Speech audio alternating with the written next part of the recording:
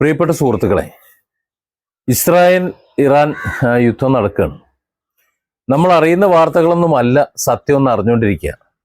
മുമ്പ് ഇറാനും ഇസ്രായേലും തമ്മിൽ ചെറിയൊരു കോർക്കൽ കോർത്തപ്പോൾ ഇസ്രായേലിൽ നിന്ന് പലരും, പല ചേച്ചിമാരും പല അമ്മച്ചിമാരും ഒക്കെ പല വാർത്തകളും ചെയ്തിരുന്നു, ലൈവൊക്കെ ചെയ്തിരുന്നു. അവിടുത്തെ ദൃശ്യങ്ങളൊക്കെ കാണിച്ചുകൊണ്ട് ദേ ഇവിടെ ഇങ്ങനെയാണ്, അവിടെ അങ്ങനെയാണ് എന്നൊക്കെ പറഞ്ഞുകൊണ്ട് ദൃശ്യങ്ങളൊക്കെ കാണിച്ചിരുന്നു.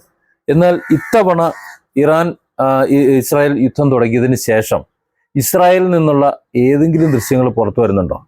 അതേസമയം നമ്മുടെ മാധ്യമങ്ങളിലും അല്ലാതെയും ഒക്കെ വലിയ വാർത്ത വരുന്നുണ്ട്.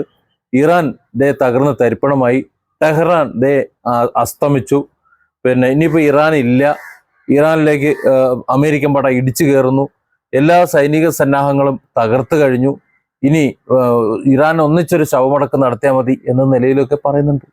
ഇല്ലേ, പറയുന്നുണ്ടായിരുന്നു, അതാണ് ശരി, പറയുന്നുണ്ടായിരുന്നു. എന്നാൽ ഇന്ന് എന്തേ മിണ്ടാത്തത്? ഇപ്പൊ എന്തേ മാധ്യമങ്ങൾ നാവടക്കുന്നത്? സത്യം എന്തായിരുന്നു? ഞാൻ എൻ്റെ ഇതിനു മുമ്പുള്ള വീഡിയോകളിൽ പറഞ്ഞിരുന്നു, ഈ ഷിയാക്കൾ എന്ന് പറഞ്ഞ ഒരു വല്ലാത്ത സാധന, അവരങ്ങോട്ട് കയറി അടിക്കൂല. നമ്മുടെ പഴയ ആര്യന്മാരുടെ വകുപ്പാണല്ലോ. ഞാൻ എൻ്റെ കഴിഞ്ഞ വീഡിയോയിൽ പറഞ്ഞിരുന്നു. അത് കാണാത്തൊരു ഇവിടെ ഒന്ന് മെൻഷൻ ചെയ്തിട്ടുണ്ട്, പോയി കണ്ടാൽ മതി. ഊർജം, അതിന്റെ വീര്യം ഒട്ടും കുറവുണ്ടാവില്ല. അതുകൊണ്ട് തന്നെ അവർ ആദ്യം കയറി അടിക്കൂല. ആദ്യം കയറി അവർ അടിച്ചു കഴിഞ്ഞാൽ ആ അടി താങ്ങാനുള്ള ശേഷി ബാക്കിയുള്ളവർക്ക് ഉണ്ടാവില്ല. അതുകൊണ്ടാണ് അടിക്കാത്തത്. മാത്രമല്ല, അവർ ഇറങ്ങിക്കഴിഞ്ഞാൽ പിന്നെ ജീവൻ ഒരു പ്രശ്നമല്ല. ചോരയോ ജീവനോ കൈ പോണതോ കാല് പോണതോ ഒന്നും ഒരു പ്രശ്നമല്ല. അത് ആയത്തുള്ള അലി ഖംനയുടെ കഥ തന്നെ നമുക്കറിയാം.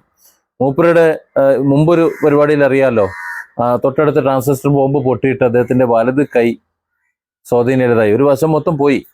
എന്നിട്ട് ആ ഇടത് കൈ ഉയർത്തിപ്പിടിച്ചായിരുന്നു പിന്നീട് സംസാരിച്ചിരുന്നത്. എന്താ ഈ ഇടത് കൈ പൊന്തിപ്പിടിച്ച് പറയുന്നതെന്നുള്ളത് പലർക്കും മനസ്സിലായിട്ടില്ല. ഇപ്പൊ യുദ്ധം വന്നപ്പോഴാണ് മനസ്സിലായത്. ഈ യുദ്ധം വന്നതിന് ശേഷം ഇറാനിലെ ഏതെങ്കിലും ഒരു ബങ്കറിലേക്ക് ഈ ഖമനേയ്ക്ക് പോയി അവിടെ ഇരുന്ന് ഭരിക്കായിരുന്നല്ലോ. ഇറാനിൽ ബങ്കർ ഉണ്ടോ? ഇല്ല. കാരണം അവിടെയുള്ള ഷിയാക്കൾ, അവർക്കെന്ന് പറഞ്ഞാൽ ചോര എന്ന് പറഞ്ഞു കഴിഞ്ഞാൽ അറപ്പ് തീർന്നതാണ്. അവർക്കൊരു പേടിയൊന്നുമില്ല. ആ ചോര ചിന്തിക്കഴിഞ്ഞാൽ അത്രത്തോളം നല്ലത് എന്ന് ചിന്തിച്ചിരിക്കുന്ന, ജീവൻ നഷ്ടപ്പെട്ടു കഴിഞ്ഞാൽ അത്രത്തോളം നല്ലത് എന്ന് ചിന്തിച്ചിരിക്കുന്ന ഒരു വിഭാഗമുണ്ട്. ആ വിഭാഗത്തിലേക്കാണ് ഈർക്കിലി പടക്കവും കൊണ്ട് ചെന്നിട്ട് ഇങ്ങനെ പേടിപ്പിക്കുന്നത്.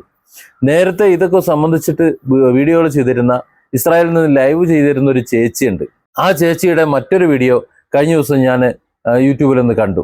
മുമ്പൊന്നും ഈ ചേച്ചി ഇങ്ങനെയൊന്നും അല്ല പറഞ്ഞിരുന്നത്. എന്നാൽ ഇപ്പൊ ചേച്ചി പറയുന്നത് വളരെ വളരെ ഭീകരമായിട്ട് അവിടെയുള്ള അവസ്ഥയിലൂടെ കടന്നു പോകുന്നത് എന്നാണ്. പക്ഷെ പറയുന്നത് അങ്ങനെയല്ല.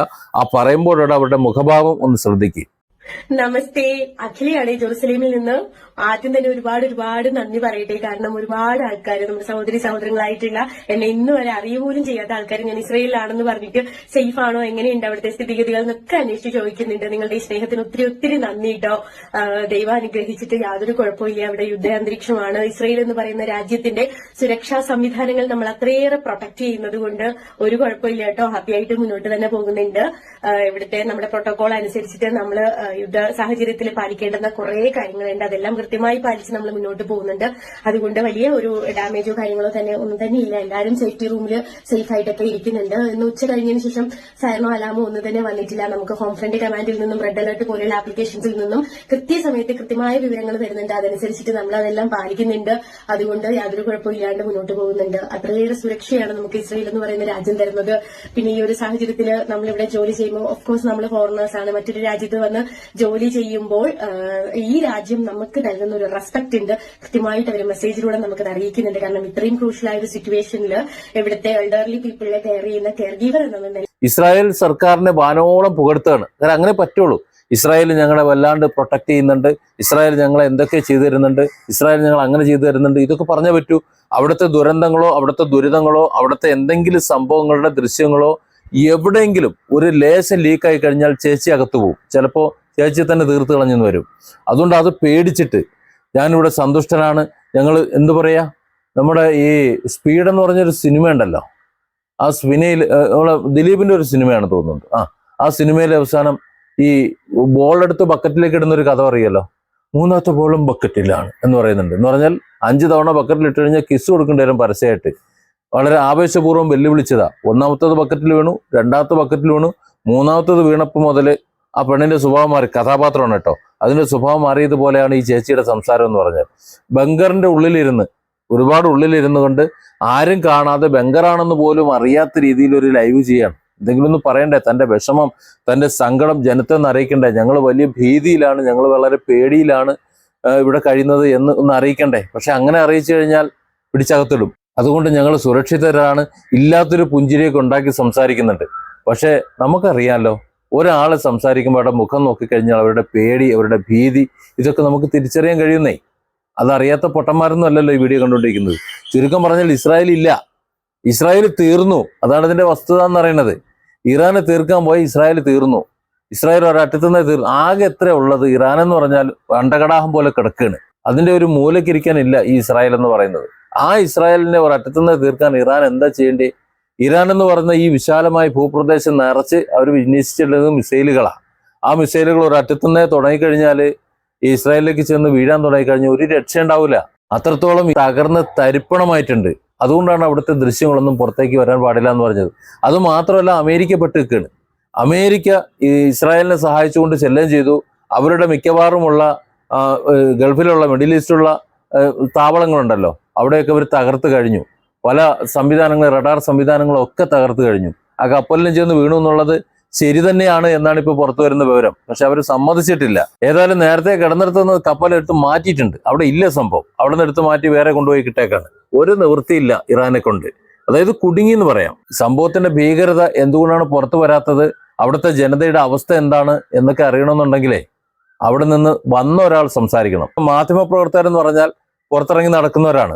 ഈ പറയുന്ന ജീവൻ നഷ്ടപ്പെടുന്ന, ഈ തകർന്നു വീഴുന്ന കെട്ടിടങ്ങൾക്കിടയിലൂടെ സഞ്ചരിക്കുന്നവരാ. പക്ഷെ അവിടുത്തെ ദൃശ്യങ്ങളോ മറ്റോ പുറത്തേക്ക് കൊടുക്കാൻ അനുവദിക്കുന്നില്ല. ബ്രജ്മോഹൻ സിംഗ് എന്ന് പറഞ്ഞ ഒരു മാധ്യമപ്രവർത്തകനുണ്ട്. അദ്ദേഹം ഇസ്രായേലിലുണ്ടായിരുന്നതാണ്. അദ്ദേഹം ഇന്ത്യയിൽ മടങ്ങി വന്ന ശേഷം വെളിപ്പെടുത്തിയ ചില വെളിപ്പെടുത്തലുണ്ട്. ഒന്ന് കേട്ടു നോക്കി. ഇനി അഥവാ നിങ്ങൾക്കത് മനസ്സിലായിട്ടില്ല എന്നുണ്ടെങ്കിൽ അത് കഴിഞ്ഞ ശേഷം ഞാൻ നിങ്ങൾക്കൊന്ന് പറഞ്ഞുതരാം. जब बम फटता है ना तो वो देखता ही नहीं कि भट्टी है कि इजरायली है। सही बात। और आपके बगल में ना गोलियों से तो आप बच जाएंगे, राइट लेफ्ट चोट लगेगी, मिसाइल से आप बचेंगे नहीं। और ये कहने की बातें थी कि बंकर बहुत अच्छे होते हैं। 100 फीट गहरे बंकर में हमने देखा कि लोग मर गए वहां पर, और आपको कुछ नहीं बताया जा रहा असलियत क्या, क्योंकि हमें कुछ बता। ये तो इंडियन मीडिया है, धन्यवाद देना चाहिए सरकार का। कितनी बेहतरीन सरकार है हमारी। वहां तो सरकार आपको कुछ बता नहीं रही। आप वहां विजुअल नहीं ले सकते लाशों के, अस्पताल आप नहीं जा सकते। और जब घटना होती तो हमें मालूम ही नहीं कि जगह कौन सी। जैसे आपको हमें मालूम है कि अभी गौर सिटी में जाना है, वहां पे किस जगह जाना है, घटना ये हमें मालूम ही नहीं, क्योंकि कौन बताने वाला हमें। और जब हम अगले दिन सुबह पहुंच रहे हैं, और सारे और भी पत्रकार, सिर्फ साधना नहीं और भी जितने पत्रकार, बोला जा रहा है कि ओनली वन कैजुअलिटी, 1% डाइड। लेकिन वहां पे जो लोकल जो इजरायलियन जो कि यहाँ पे हिमाचल आते हैं फूकने के लिए, उन्होंने बताया there were 4 houses, nobody is alive. इससे पता लगता है कि बड़ी वहां घटना हुई। और मैं आपको सच बताऊं कि वहां का टेक्नोलॉजी जो कहने की बात है ना, अलार्म बजता था हम लोग को। एक दिन सुबह 5 बजे की बात मैं आपको बताऊं कि अलार्म बजा ही नहीं, बस धुड़ुम धुड़ुम की आवाजें आ रही थी।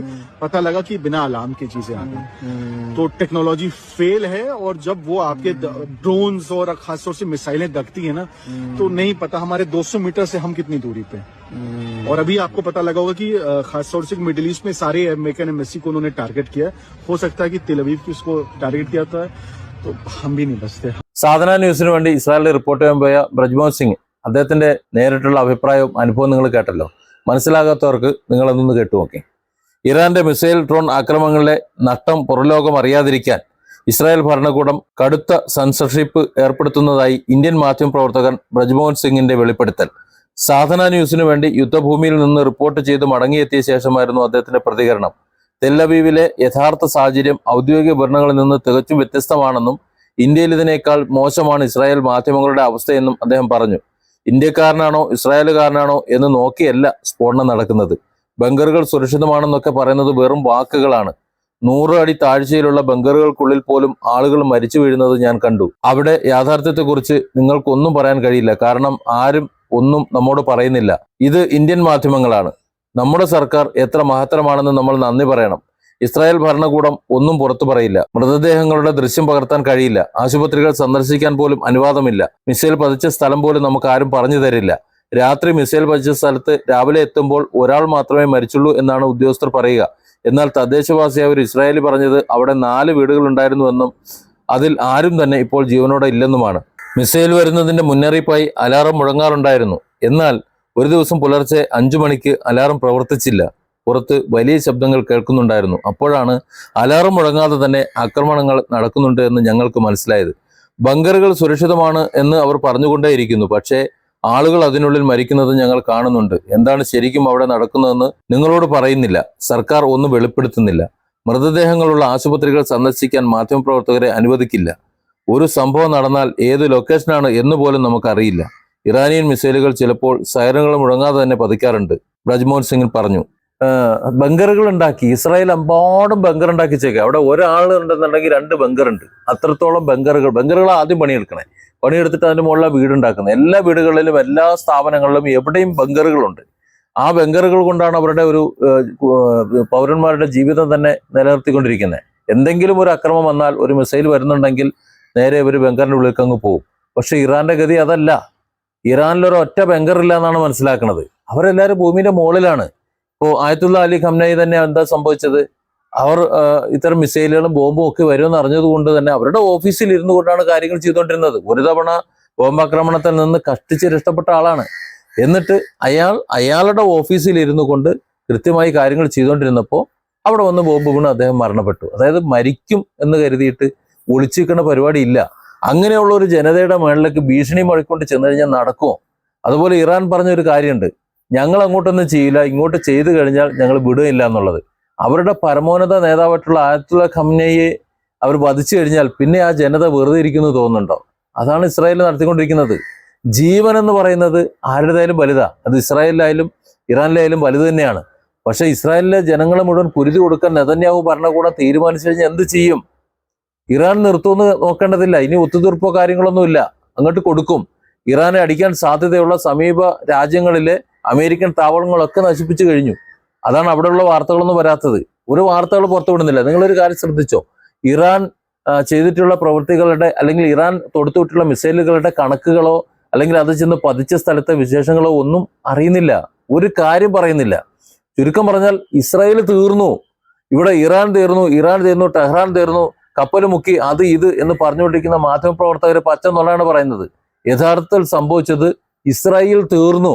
ഇത് മര്യാദയ്ക്ക് അവർ നിർത്തി പോയിട്ടില്ല എന്നുണ്ടെങ്കിൽ ഇസ്രായേൽ എന്ന് പറയുന്ന രാജ്യം ഇനി ബാക്കി ഉണ്ടാവില്ല. ഇതാണ് ഇതിന്റെ വസ്തുത എന്ന് പറയുന്നത്. അമേരിക്കയ്ക്കൊന്നും ഒരു ചുക്ക് ചെയ്യാൻ പറ്റുന്നില്ല. കാര്യം അമേരിക്ക എവിടെയുള്ളത്?